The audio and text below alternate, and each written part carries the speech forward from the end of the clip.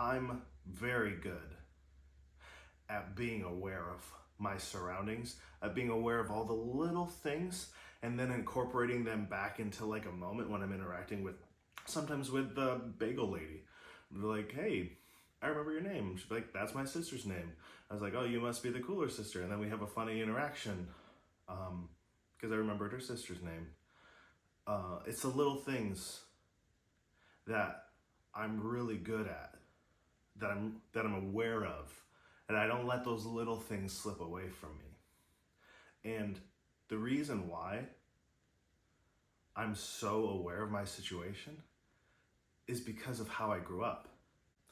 It is because there's a traumatized part of me that wants to never be hurt again.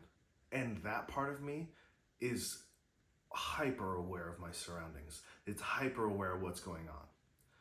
And yes, I do have these positive things that I can have really memorable interactions with the people, or I can bring up the little thing and make their day feel wonderful, and then I get to have a nice time too.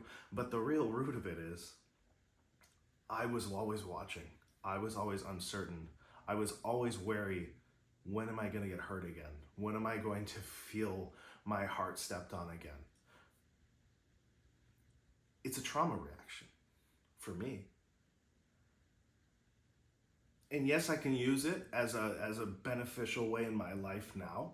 And I do. I love interacting with people. I love bringing up the little things that make someone smile, remembering names.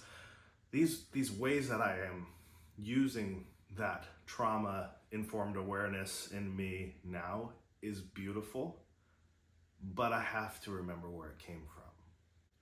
Because yes, it's good that I can crush real life, but what about the real life inside of me?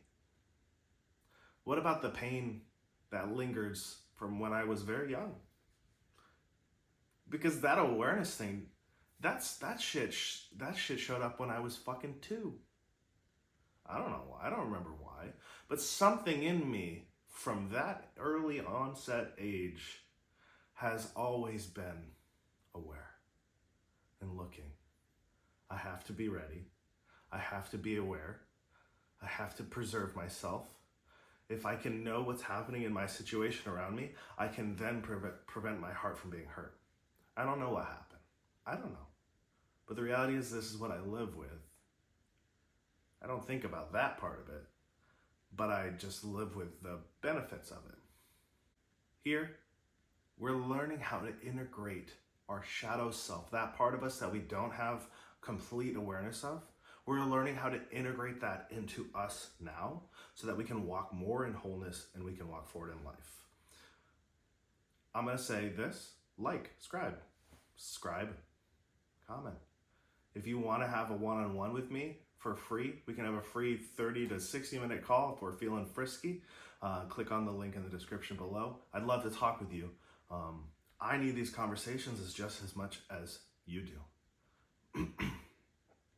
Because I'm actively sharing with you my own realization of something that I'm unaware of.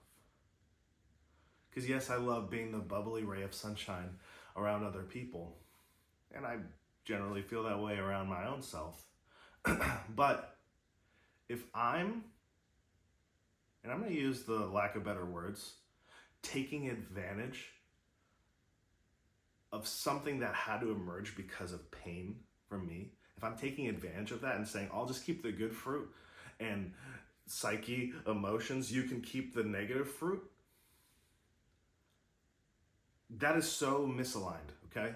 I'm perpetuating that same level of trauma again. Does that make sense? So, whatever the thing was that hurt my young heart, don't know what it is, and I'm thankful for that.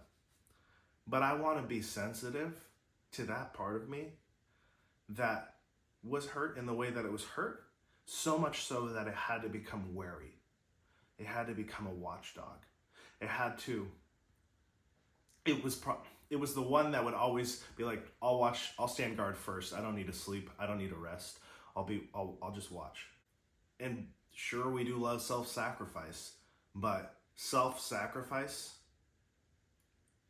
in one lens can be beautiful, but in another lens, it can just be a perpetuating self-sabotage. So here, I want to walk with you, walk with me, and in giving that part of me grace. Okay? Hey, this is what I do. I externalize that part of me and I have a conversation with him. And that part of me is, it feels young. 2, 3, 4, 5. 5. Hey, buddy. Wow. Firstly, I need to owe you an apology, because I've taken for granted what you had to go through.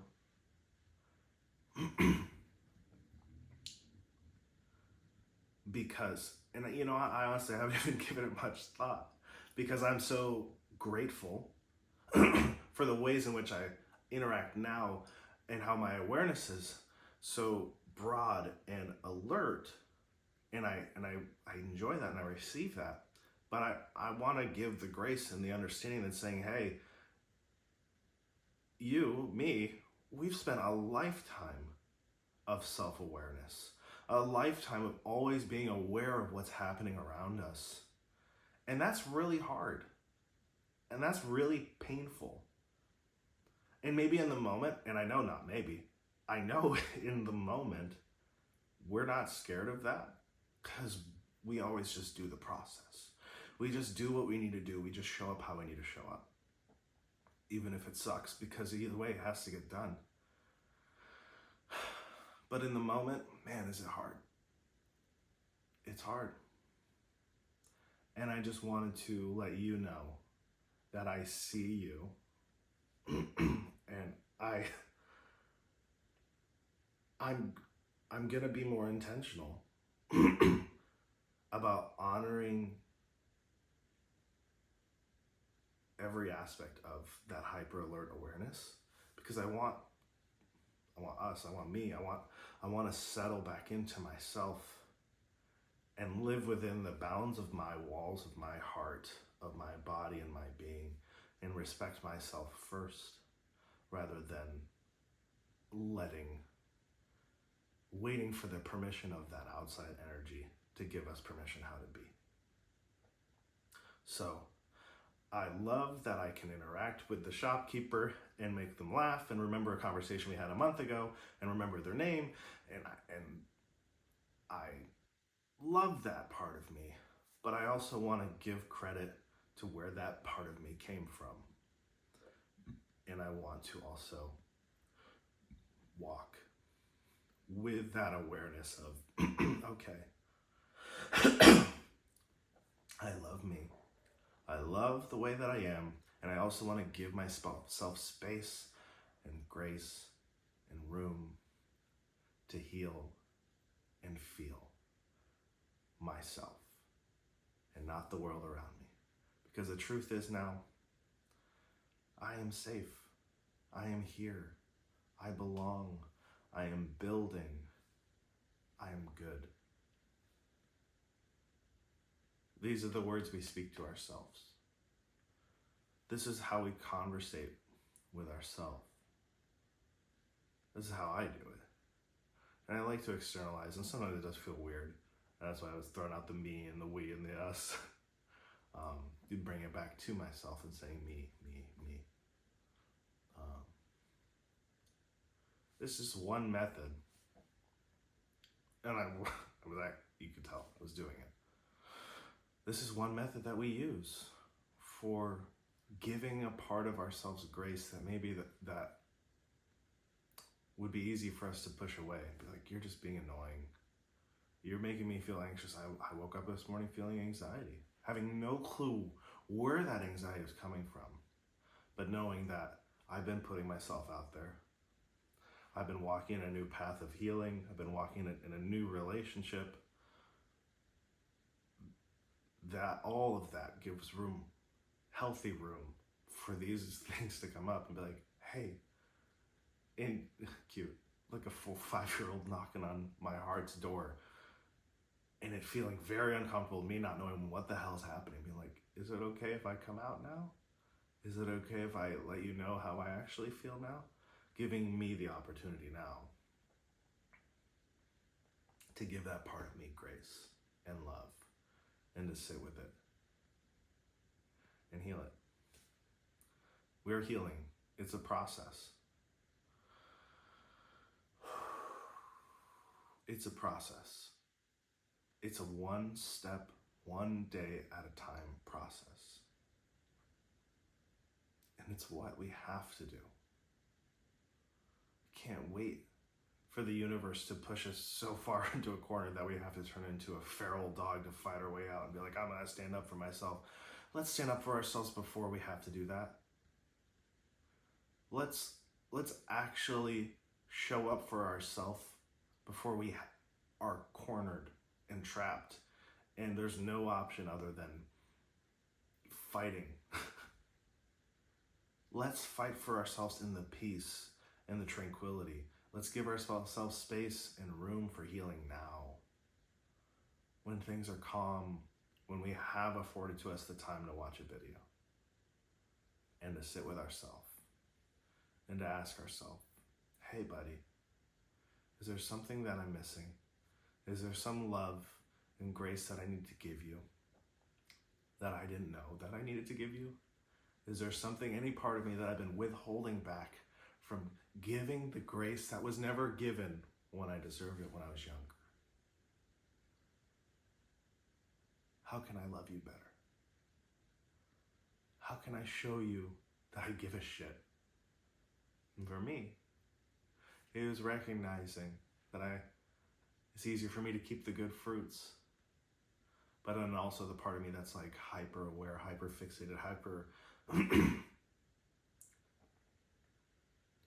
alert to how other people are thinking about me, how other people are seeing me. Those are the parts of me that are like, oh, I'll just push those away. No, it's all together. And giving myself the grace of recognizing that, and then asking myself to step down from that ledge. I wish you would step down from that ledge, my friend. Asking that part of me to step down from that ledge that constantly creates a fear, anxiety loop. Being like, but hey, buddy, that ledge is always going to be there. If you need to step back up there, go for it. But hey, how about right now, you come stand next to me and you be part of me. And let's give each other that grace in that room for that self-healing, that introspection. Yeah. Thank you guys. Thank you for sitting with me today. I needed this, and I hope you did too.